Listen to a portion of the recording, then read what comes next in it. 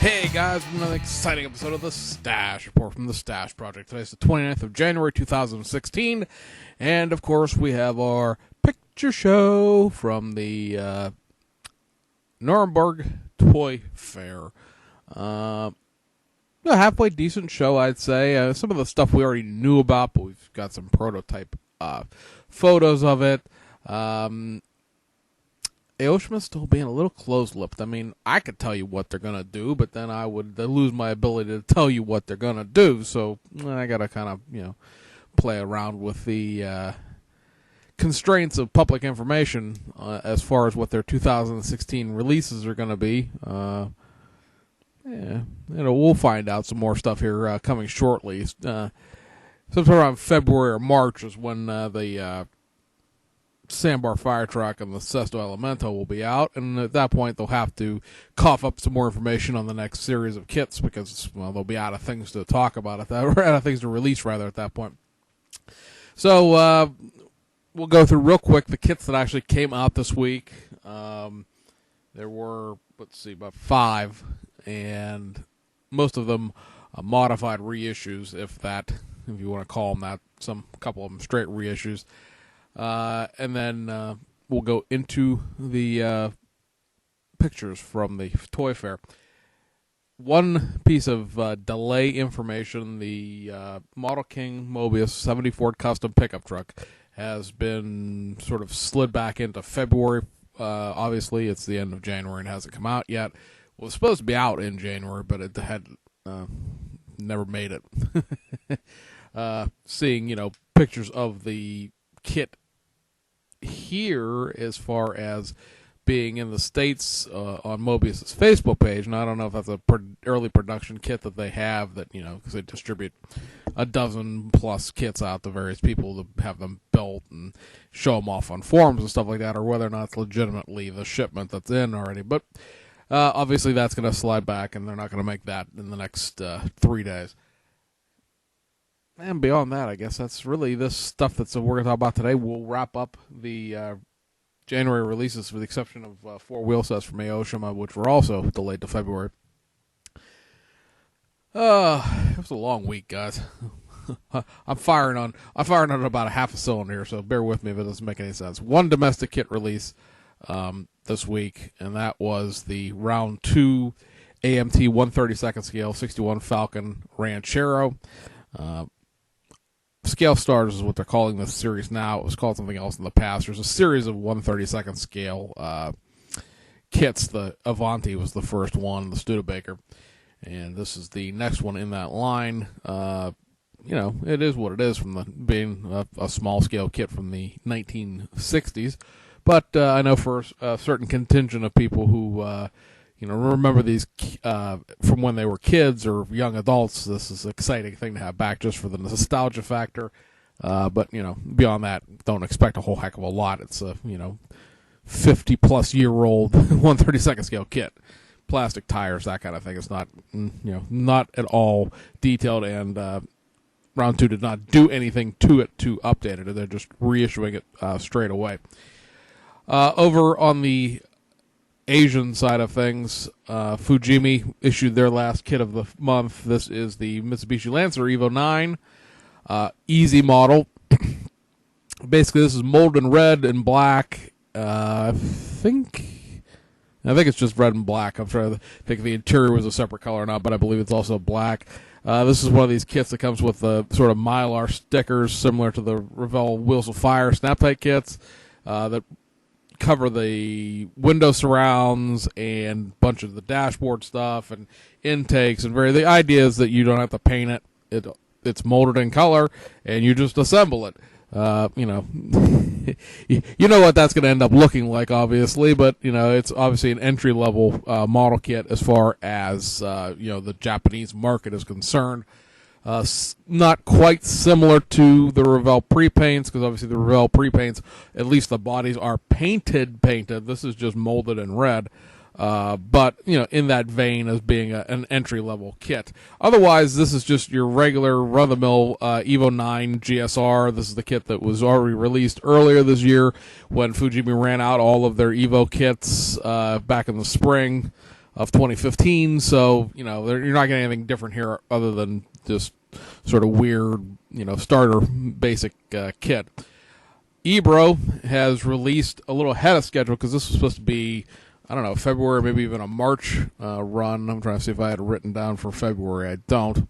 And I don't think I have it written down for March because I really don't keep track of the 120th scale F1 cars. But this is the early season version of the new McLaren Honda MP430 kit. You may recall a month or two ago, might have been last month. Was it right before Christmas? That sounds familiar. They did the middle. Yep, it came out last month. So this was not supposed to come out till February, but it came out a few days early. They did the middle season or mid-season version. It appears that there are 4 parts that differentiate early and late, or early and mid-season anyway. Taboo Design, which is a decal manufacturer, has done a very small, I think it's about $4.25 with the exchange rate being what it is, decal sheet that includes the Johnny Walker Scotch logos. You do not get those in the kit because, alcohol is poisonous and it'll just corrupt your children into another dimension if they were to see a Johnny Walker logo on a model kit. This all stems, of course, back to the beer and tobacco sponsorship of NASCAR. And when that all went off the rails back in the 1980s, we're still living in that politically correct world. Yes, there were some Revell kits that did come with beer and tobacco sponsors, but those were marketed as adult collectibles and were not sold in hobby shops. This, obviously, being sold general market, can't have anything like that. Taboo Design is also doing a similar little $5 decal set for the TA64 Celica rally car that just came out of BMAX. That includes the Marlboro wording and logos that should be in the kit, but of course cannot be because it's a general mass market kit and it has an evil tobacco sponsorship. Once you see what's missing, it's really glaringly obvious of how they cut it out, but it sort of is what it is. Speaking of Aoshima, which is, distributing your BMAX, they have one reissue, and that being this, the Abuni Diku Manata Nissan Leopard Late, with a was an early production, late production Nissan Leopard that Aoshima did, and of course they've also tied it into the Yokohama City Cop Story series. And they're just reissuing this kit. This is just a straight reissue because the brand new Abuni Dika movie came out. I believe it comes out tomorrow, technically speaking, which would be today because it's already tomorrow in Japan at this point. But they are releasing, of course, the 2 kits that are tied in with the movie. These guys are really wearing some snazzy ass clothes. Let me tell you. First of all, I love how the guy in the back there is holding that revolver. That's going to be right. Handy at a gunfight, I'm sure. This is the F-31 Leopard. This is basically the early version as far as production goes. This is the early version. The other one that we just showed you was the late version. This, again, other than the tie-in to the new movie, is the same Nissan Leopard that they've had in the Abuni Dika Manato series now for years. I don't know what happens to this car, per se, in the movie, because I don't speak Japanese. I don't read Japanese, and therefore I'm sure it's somewhere online for people who can and do and care enough. You can find out what happens to it because something happens to it because later on they wind up with this 2014 Nissan GTR. Again, wow, the clothes, holy mackerel! The guy who in the foreground who's doing the Napoleon pose there. I can only assume he's wearing a suit made out of the finish you get by spraying Rust-Oleum enamel clear over that primer paint 2-in-1 stuff, because that seems to be the finish that everyone gets on Facebook from that combination. Yes, I did just poke fun at people who use cheap paint, but you got to realize how many different versions of this finish of that suit I've seen this week. People will go, I don't understand why this doesn't work. Well, you're painting enamel over lacquer, and that doesn't work. So, buy the hobby paint, guys. Just chip in, spend the money, or go the acrylic craft route. With something water-based, you can't really screw that up. It's water-based, unless you put something hot over the water-based, like a lacquer over acrylic. But that's beside the point. This is the same old Pure Edition 2014 Nissan GTR, the kit that came out, earlier this year. This is the right-hand drive Japanese version of the kit, not the left-hand drive North American spec car. So it does not come with any of the left-hand drive kits or left-hand drive parts. It does come with some older, about 1999 tooled stuff, which lets you know how old the parts to this kit are, as far as being when this kit became part of this Abuni Dika series. But you get the little bubblegum light. Actually, you get two different versions of the bubblegum light, and then you get some interior sort of radio parts and some stuff like that. You don't even use 2/3 of the parts, but they just, they ran off the entire parts tree. So you get a whole bunch of spare goofy 1980s police parts, or I should say goofy 1980 Japanese TV show stylized police parts, to be perfectly accurate about it. So that's the new kits. I mean, those technically are new because they've never been offered attached to the Abuni Dika movie. So, Aoshima and Fujibi can really, bring $5 bills out of a dime. They really can just beat their tooling until no more, money will come out of it. But God bless them. All that money funds other projects, the stuff I can't tell you about. So that takes us over to Germany, and we have, let's see here, Bell Kits, ICM. I have one picture here from round 2 because it's a kit we haven't talked about yet. And then Ebro and Heller and Revell of Germany and the one Aoshima thing we're allowed to talk about. So, we'll just start there since we're already on Aoshima in the first place. And that is the Brian James Trailers A4 Transporter. Did have a clear up that winter of 2016 means like next winter, as in 11 months from now kind of winter. It's not going to be this, before springtime happens. It's going to be way late in 2016. This is just sort of a prototype, very early prototype of the trailer. There's a lot of work to be done. This is part of the work of Sasha Mueller, who, if you pay attention, built all of the models you've seen online for Aoshima as far as what they're displaying at the toy show and stuff like that. I'm not sure how he has a tie into Brian James per se, but this is sort of the first fruition of that partnership, of him going sort of beyond building and into, actually trying to help them out as far as getting new projects accomplished. Excuse me there. And it's a really neat trailer. It's not as small as it looks necessarily. If you go to Sasha Mueller's Facebook page, he has an album of various cars put on this. GTR, one of the Rocket Bunnies, the Belkit's VW Polo World Rally Championship car, stuff like that. It all fits with plenty of room to spare. So it's a fairly sizable trailer. It'll hold a full-size car. It may even hold like a full-size 50s American car. But it is obviously a UK trailer. Brian James is a English. Well, of course he's English, but he's England-based trailer manufacturer. Apparently, very high-quality trailers are sold throughout Europe. So, I'm in for one just for the sheer factor that you can take that thing up front, guys, is a tire rack, by the way. You can take that tire rack out of there, and it's pretty much passable as a U.S. trailer. There's not really, too much difference between, what goes on over there and what goes on over here. Let's see, what else? Bell Kits, since that's technically tied into Aoshima, being a distributor.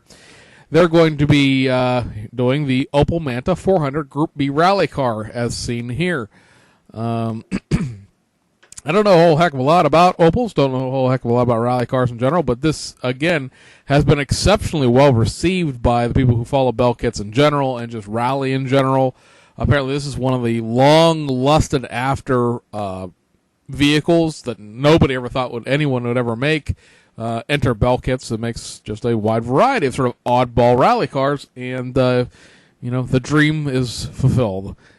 Should be curbside, should be a nice kit, just like all the other Bell Kits. Right now, we're waiting on those Escorts. They were giving out Escorts at the toy fair. The toy fair is not open to the public per se. You have to sort of be a vendor or media or, in the hobby somehow to get into the building itself. So, they had, I don't know, it looked like about 24 of them, and they were sort of issuing them out. Reja models, that would be REJI. I believe they're Czech, maybe, something along those lines. I have to go look exactly what they are as far as nationality goes. I just ordered a set of decals from them through Media Mix Hobbies, which is a Singapore-based hobby online retailer, for a SLS AMG GT3 ADAC German Masters car. When that gets here, I can tell you exactly what nationality they are, but they are not, because Renaissance will be your French company. Reja model. Anyway, Reja model, the point of why I'm talking about it is they're going to be doing 8 sets of decals for the Escort. So if you don't care for the 2 sets that come with the kit, give it a few months and they'll have quite a few other options. ICM. Now the top kit, the ambulance is a 1/35th scale kit, so calm yourself down a little bit unless you build military stuff. The bottom thing, the 1914 fire truck, is the 1/24 scale kit we talked about in those phone updates that I did throughout the week. This appears to be based on, after doing a little bit of digging around and research, appears to be based on a Pennsylvania piece of fire apparatus. I'm not exactly sure where in Pennsylvania it's from. I've only seen pictures of the back end of it, and it has a PA antique plate on it. So it's here in Pennsylvania someplace, which, go us, I guess. It's a chemical tanker. Basically, you got 2 chemical tanks in the back that feed into a hose bed, and then you got a couple of ground ladders there. It's an interesting conversation piece. Another brass era kit out of ICM. Obviously, it's extending the tooling they did for the Model Ts that came out last year. I guess it would be earlier. Well, it is last year at this point because it's 2016. But earlier last year, the 1910 little coupe and the 1912 touring car. Okay, let's see. I'm trying to, I don't want to save the best for last, but, make it interesting here. This is a shot from, like Hobby International or something like that. They're the ones that carry a lot of the Round 2 stuff over in Europe. Now, I know a lot of people are going to be panting all over the place because there's a bunch of different stuff on this screen that I don't care about, and that's not why I'm showing it to you. But, yes, they're going to be doing reissues of the 65 Grand Prix. Yes, there's another, the box art appears to be done for the infamous Lawman 64 Dodge Lindbergh kit. The whole reason that kit has taken so long to get out is because the Belvedere and the what the heck am I trying to think of? I have them both. The 330 and the Belvedere were never designed. They're completely separately designed tools. They're not meant to be interchangeable, and so trying to merge the two of them together has been a colossal mess. Yes, the Mod Rod is coming back out, but more than likely the 1970s versions of it, which does not have the original a la carte parts to it. And yes, the Beetle bus thing is coming out. Yeah, blah, blah, blah. But the reason I'm showing this to you is below the Grand Prix there, also beside the Bel Air box, there'll be 2 of them. One's going to be molded in color, one's going to be molded in white. I expect them to be showroom replica style kits as far as that goes. But yes, AMT, because Revell refuses to do anything productive anymore, is going to be issuing 2016 Camaro SS kits. Like I said, I expect them again to be sort of unassembled promos the way the 2011, 2012, 2013 cars that they did were. But since Revell seems to be stuck on the old body style, I will certainly be picking one of them up just to keep my Camaro collection moving forwards, regardless as to whether or not I particularly care for the fact that they're going to be, not full detail kits in that sense. Let's see. I guess Ebro is the next obvious place to go. So Ebro, I'll show you this picture first, got awarded Model of the Year for civilian ground vehicle for the DS19. Obviously, over there to the right, there's their big Model Blau medal. Makes me want to, sort of tear mine out and start working on it a little bit, since apparently it's a fantastic model. But what we're way more interested in is the over there to the left. It's going to be the Ebro version of the Citroen Fourgon HY commercial van. Anybody who pays attention knows that Heller just did this kit and just released it a little bit before Christmas, and now Ebro is going to be doing their version of it. Now, Heller's, you can build it in two different ways, a sort of an early production run, a late production run. I believe this is more of a late production run as far as just sort of glancing through my kit and not really knowing enough about the van in itself and the differences. One of the big differences with the kit, though, having the Heller kit here on hand, is if you look back behind the silver thing, you see the cab is all one piece. That is not the case with the Heller kit. The Heller kit is a wildly multi-piece construction. I don't know if this is going to have an engine. It may be curbside, the way the 2CV Slough pickup truck is. We'll have to wait and find out more information on that. But this is just from the test shots I've seen and the assembly I've seen. This is a completely and totally separate tool from the Heller kit. It is not the Heller kit reboxed. It is not a shared tooling. It is their own thing. So once again, much like the Renault 4L kits, they're two different companies doing the same kits, and I have to wonder how much longer they really can do this and have it be successful for one or both of them. Obviously, Heller beat Ebro to the punch this time with this. Heller, Ebro got the 4L out before Heller got theirs out, so they've sort of traded French cars as far as release dates and who got what first. The one thing I will say is that Heller's distribution is very, very poor outside of Europe. Like, I'm talking like mainland Europe. People in the UK seem to have a hard time finding Heller kits. Here in the United States, it is basically next to impossible. Jostra, for whatever reason, does not seem to think the United States needs Heller kits, so they're not very friendly in their distribution arm. Stevens International carried the Jaguar reissues, but then never restocked them, and have never carried any of the newer kits like the Fourgon or the Mahari or any of the reissues of the Bugatti or the Delahaye or the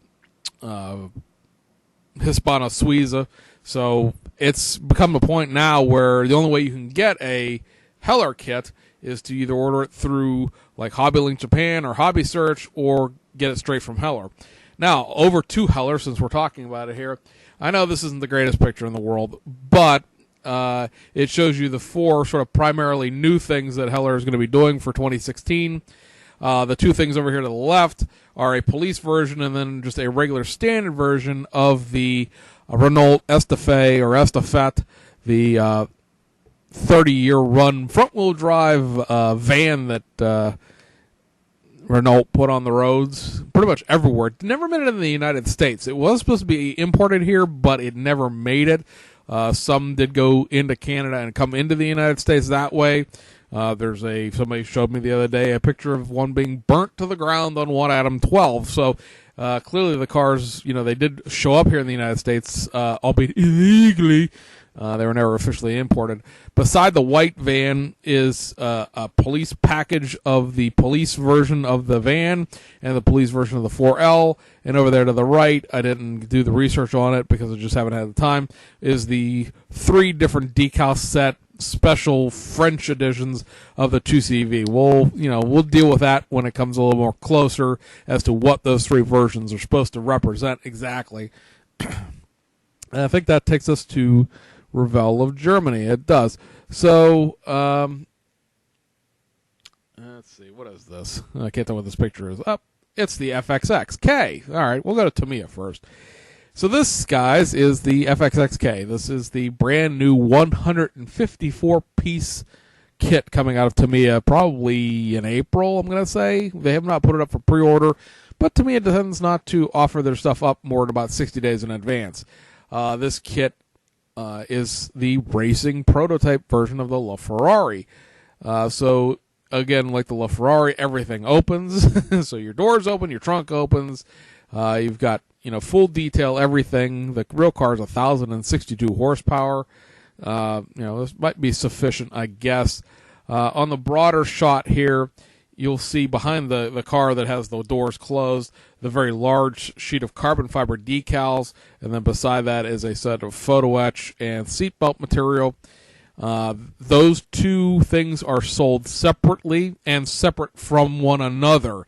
So the kit is going to be one thing, the carbon fiber is going to be a separate thing, and the photo etch and seatbelts will be yet a third thing. Altogether, it's probably going to be like, this is Japanese pricing to U.S. dollars, so your local results may vary, but the kit's probably going to be about $45 to $50. The decals are going to be about $14, and then the photo etch will probably be about $8 or $9.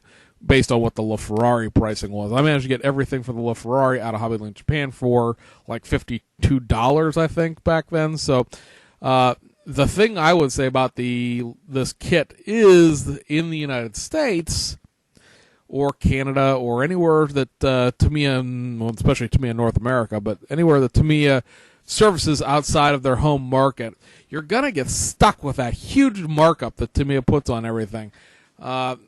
The LaFerrari was $92, MSRP shelf price. This has got to be $97, $95, $97, maybe even $98.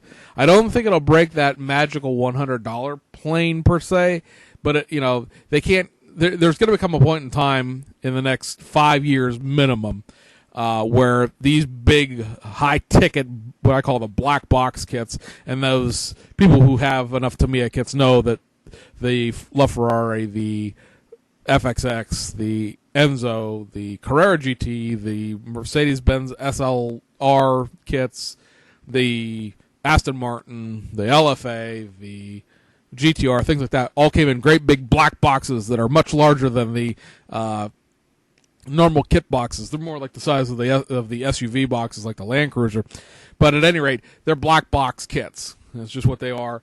I don't believe they're actually officially called that by Tamiya, but letting you in on a little secret, I call them black box kits. But the black box kits have all been, increasing in price a little bit. The LFA was a big price spike, and then it reeled back in a little bit, and then they've been going back up again. Get it through Hobbylink Japan or Hobby Search or your other preferred Japanese or Hong Kong, Singapore, Taiwan-based retailer, because I just can't support the idea of buying this in the United States. You figure whatever the price in Japan is, it's going to be twice as much in the United States. It just seems to be what the markup is, the whole 100%. And Tamiya wonders why Tamiya USA is pissed off about Hobbylink Japan selling so many Tamiya kits. Why would you pay $92 for it? You can buy it for $42. It just doesn't make any sense.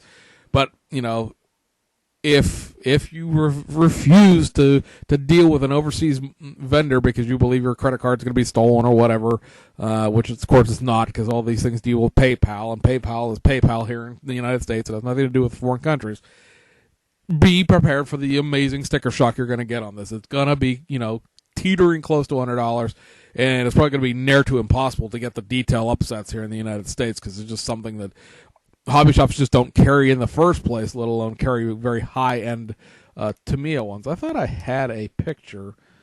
Check. I'm going to stop the slideshow, and we're going to sit here and look at my ugly face for half a second, because I'm almost positive I had another picture downloaded that I wanted to show you guys, but I don't see it in the slideshow.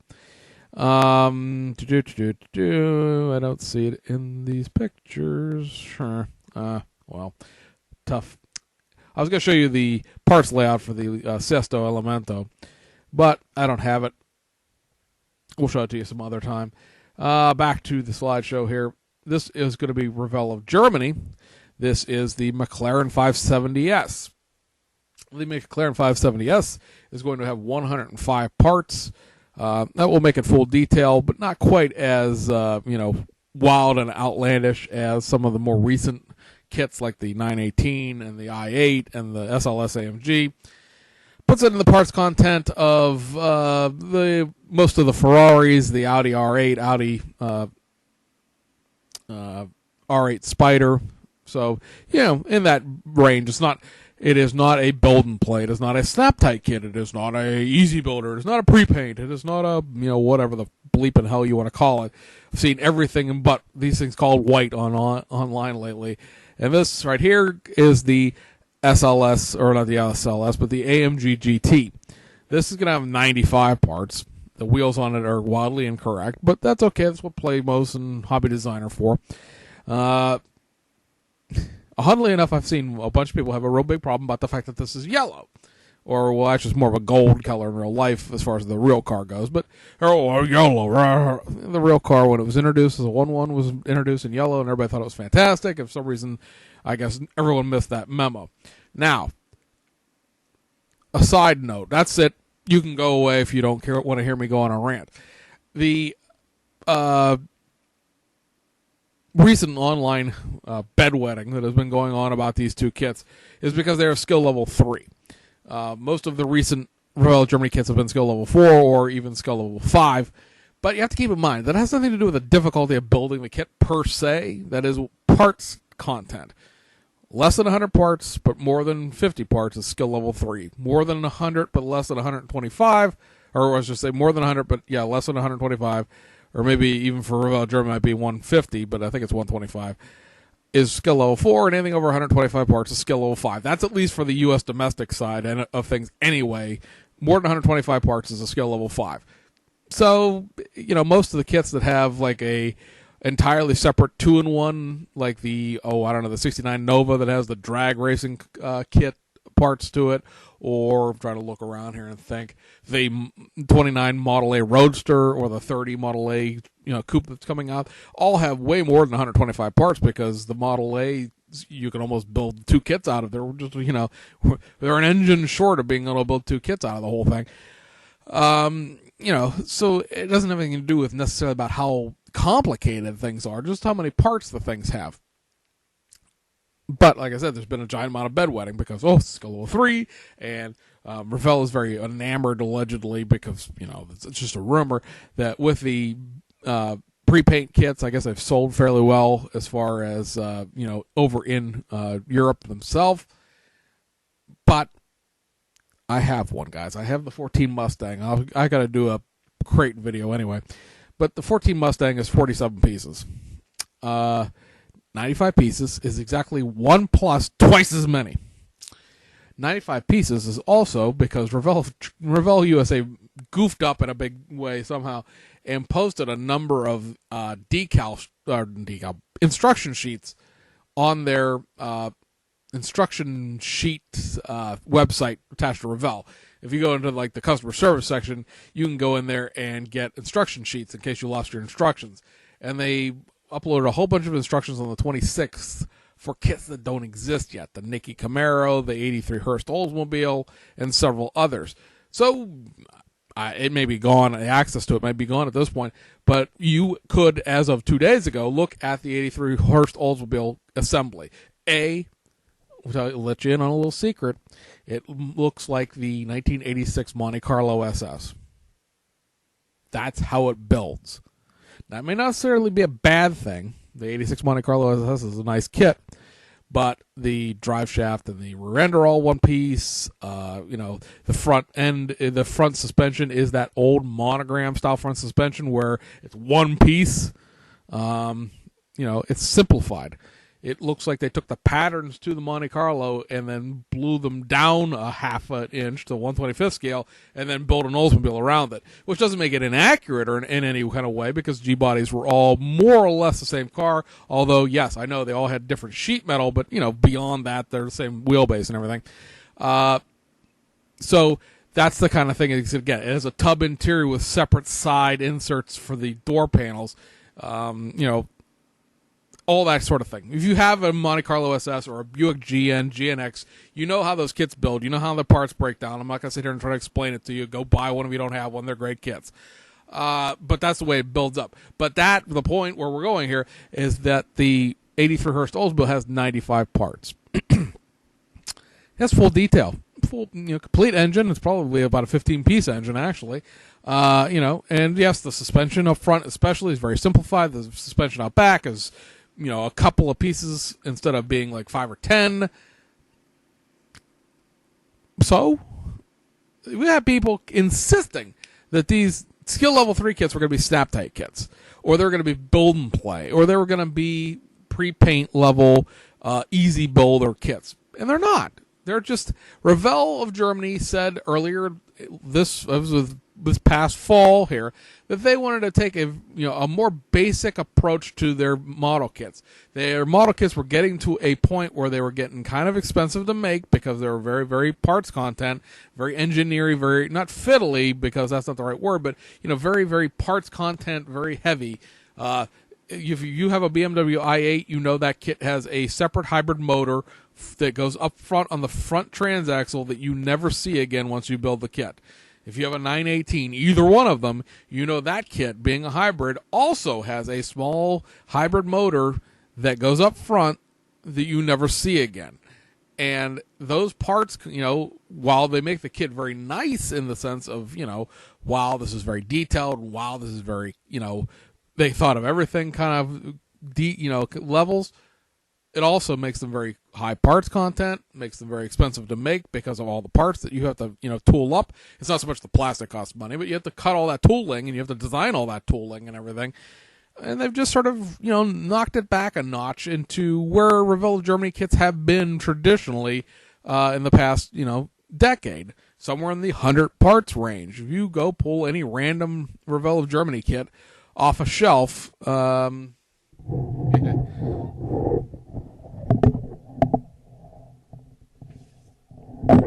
this is the Revell of Germany USA rebox of the Ferrari California closed top.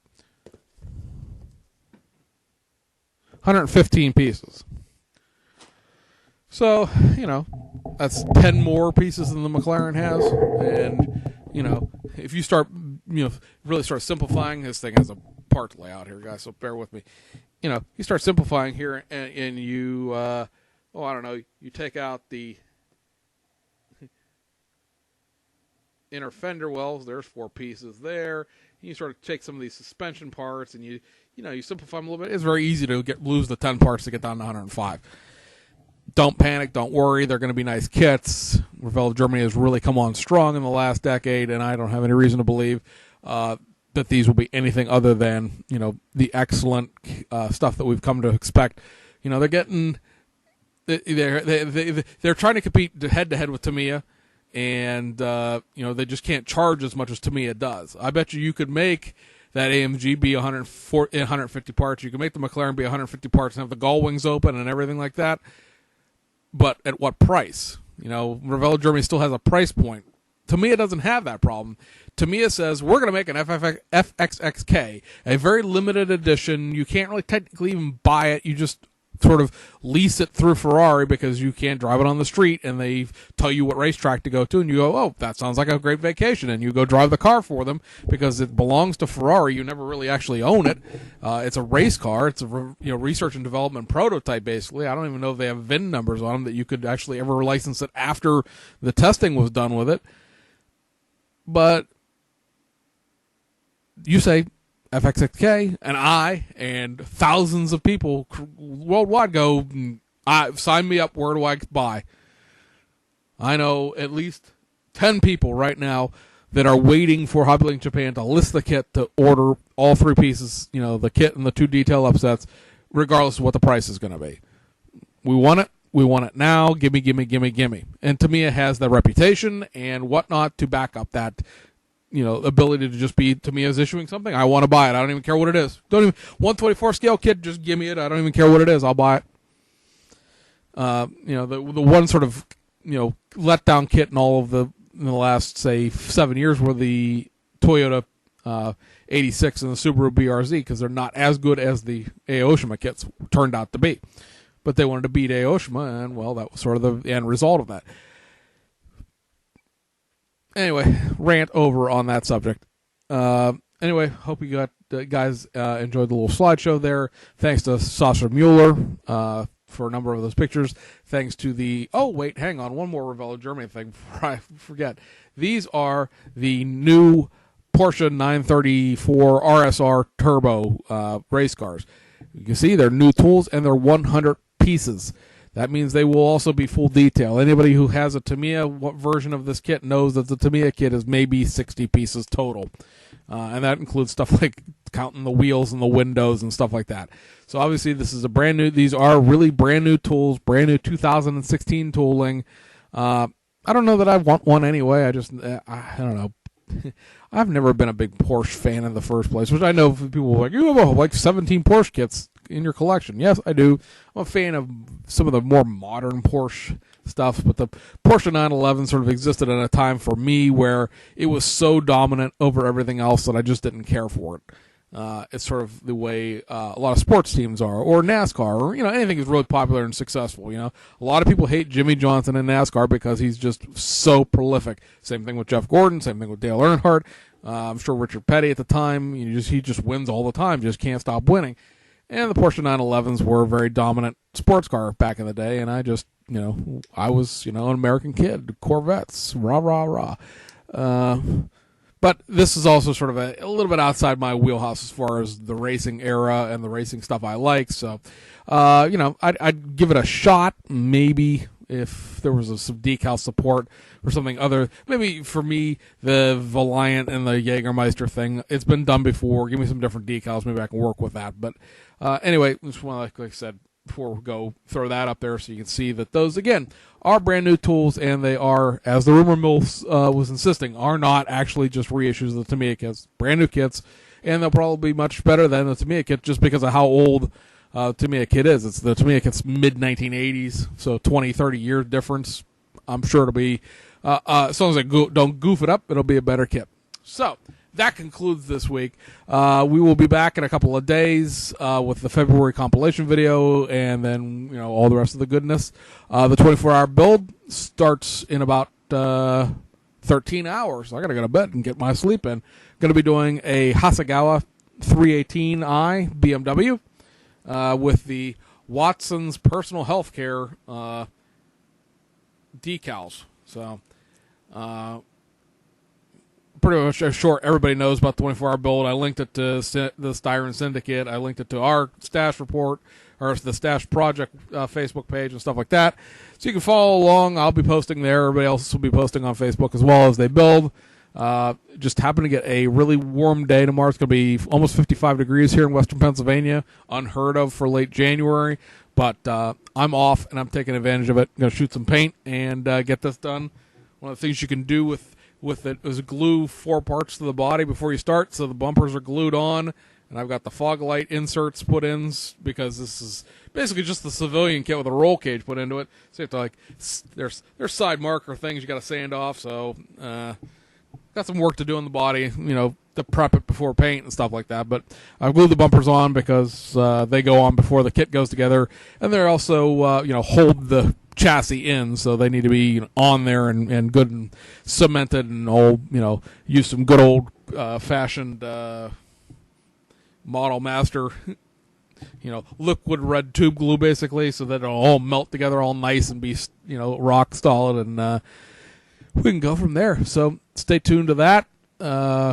Assuming we get it done or close to done, then we'll do videos of it when it's done and all the rest of that happy nonsense. So anyway, getting close to 45 minutes. We can punch out now. See you guys on the other side.